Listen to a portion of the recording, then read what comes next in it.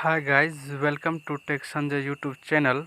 Today you will know how to create a group of WhatsApp.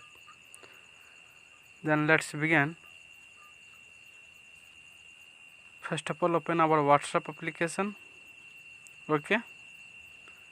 Then click on more option.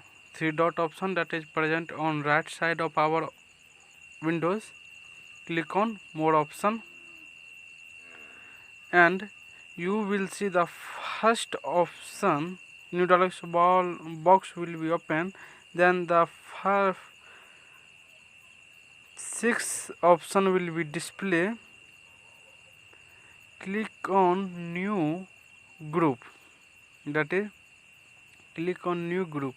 If you select this, then you will select the participants which we want to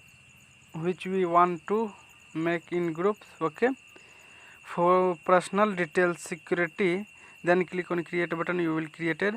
For privacy and security, I cannot open that the participants. Okay, you will try, then definitely you will create a group, WhatsApp group. Okay, thank you.